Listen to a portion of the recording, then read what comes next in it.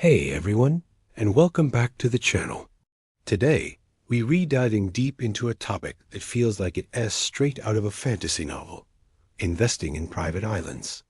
But I promise you, this is very real, and in 2026, it's becoming more accessible than you might think.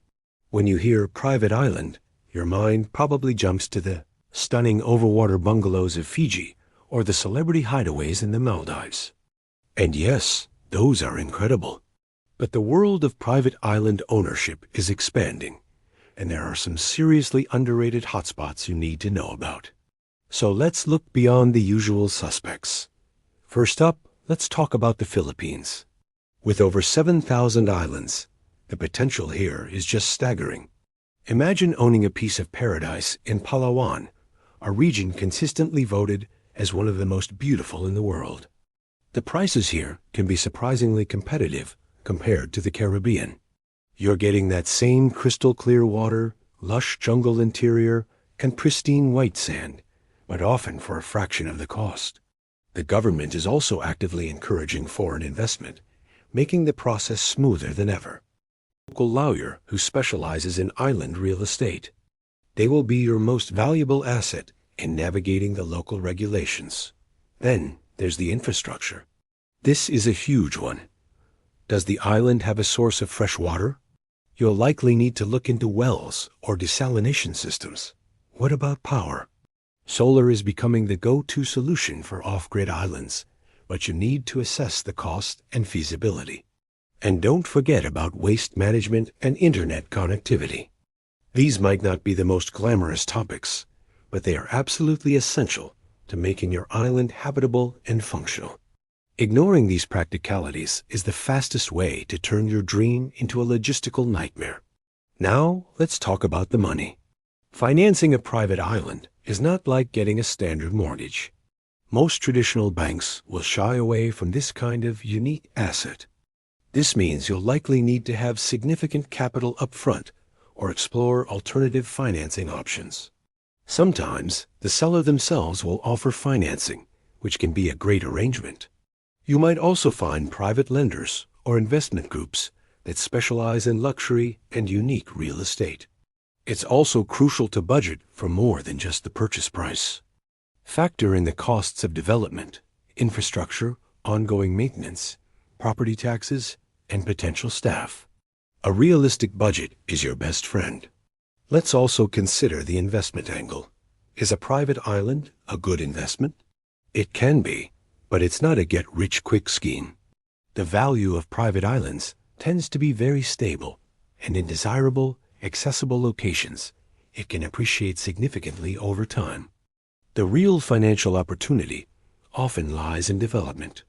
Creating a boutique eco-resort, a high-end wellness retreat, or luxury rental villas can generate a substantial income stream. But this requires a solid business plan, a deep understanding of the local tourism market, and the capital to see the project through. The key is to find a niche. What unique experience can your island offer that others can't? Maybe it's world-class sport fishing, a secluded yoga sanctuary, or a hub for marine biology research. Before we wrap up, I want to touch on a crucial aspect: environmental stewardship. For a different kind of charm, think pine trees, rocky shores, and cozy cabins. These are perfect for seasonal getaways and are often surprisingly affordable. In Europe, countries like Greece, Croatia, and even Scotland have islands for sale.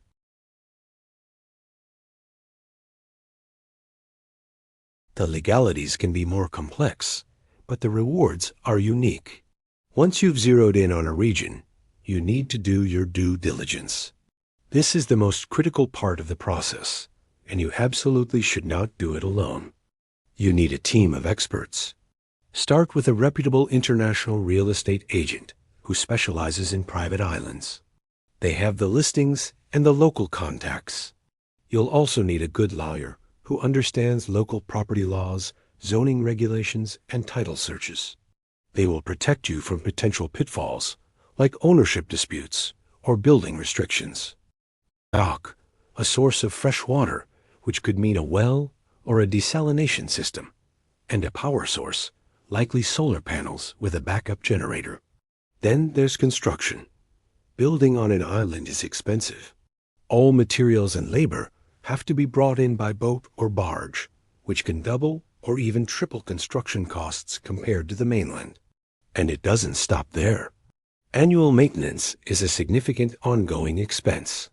You have staff salaries if you hire a caretaker, boat maintenance, insurance, property taxes, and general upkeep.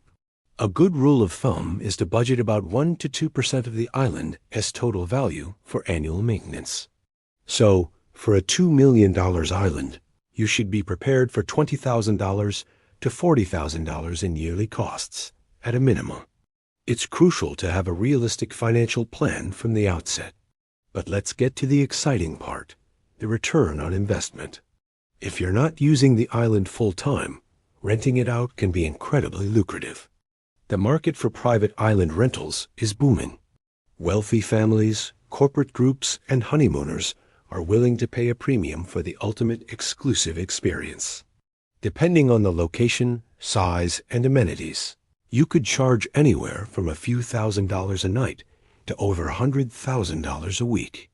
A well-managed rental island can not only cover its own maintenance costs, but also generate significant positive cash flow. And what about appreciation? While not as liquid as other forms of real estate, a well-chosen private island in a desirable location has excellent potential to appreciate in value. The supply is, by its very nature, finite. They aren't making any more islands.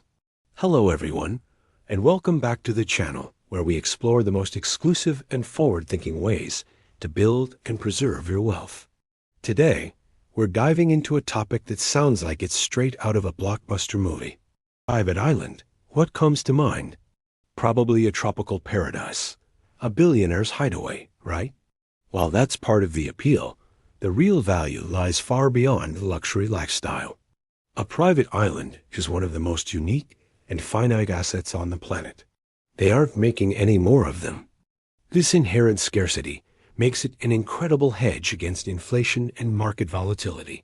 While stocks can plummet and currencies can devalue, a tangible, irreplaceable piece of the earth holds its value in a fundamentally different way.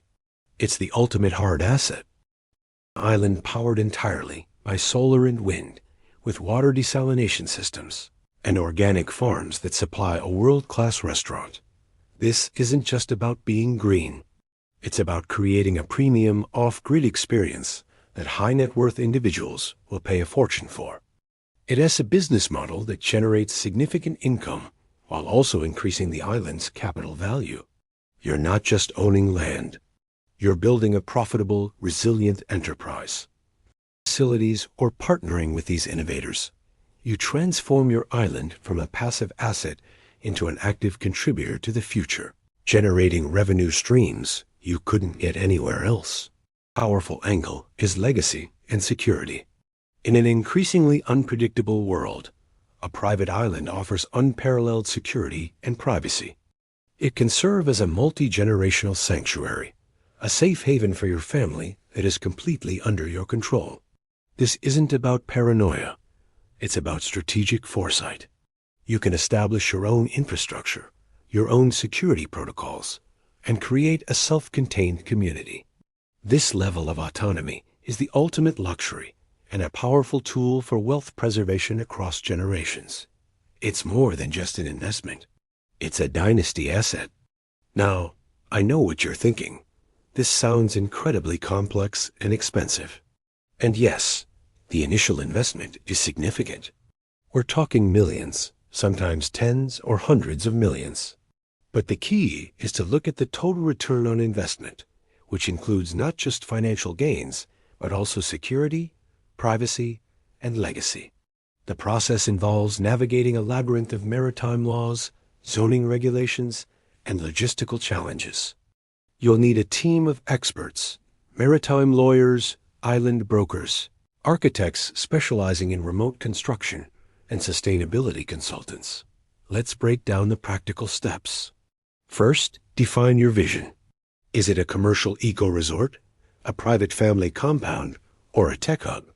Your vision will dictate the location, size, and type of island you need. Basic tropical islands in places like the Bahamas or Fiji, perfect for tourism.